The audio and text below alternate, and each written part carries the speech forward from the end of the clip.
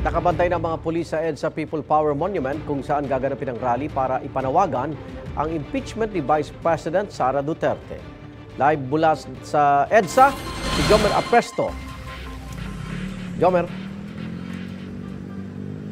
Igan, good morning. Inaabisuhan ng mga tauhan ng Metropolitan Manila Development Authority o MMDA ang mga motorista na iwasan muna ang pagdaan dito sa EDSA People Power Monument sa Quezon City. Kasunod ito na nakaambang malawakang kilos protesta ng ilang grupo at para sa panawagan nila na patalsikin na sa pwesto si Vice President Sara Duterte.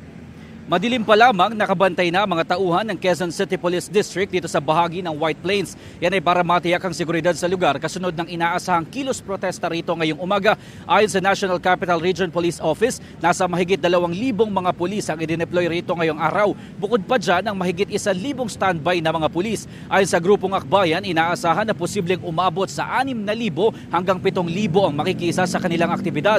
Lain daw nito na maipaabot sa Kongreso ang kanilang panawagan na dapat ng aksyonan ng kanilang mga inihayang impeachment complaints laban sa pangalawang Pangulo noon pang mga nakaraang buwan. Matatandaan na noong Disyembre, sinabi ni VP Sara na handa niyang harapin ang mga impeachment complaints laban sa kanya. Ayon pa sa grupo, magsisimula ang kanilang programa mamayang alas 9 ng umaga. Nasisimula nila sa isang misa. Posible raw na tumagal hanggang alas 12 ng tanghali ang kanilang programa.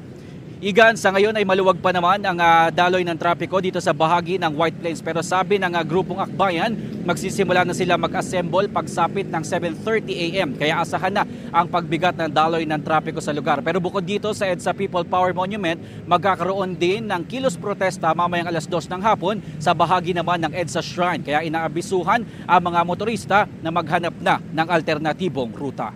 At yan ang unang balita mula dito sa Quezon City. Ako po si Jomer Apresto para sa GMA Integrated News. Igan, mauna ka sa mga balita, mag-subscribe na sa GMA Integrated News sa YouTube para sa iba't ibang ulat sa ating bansa.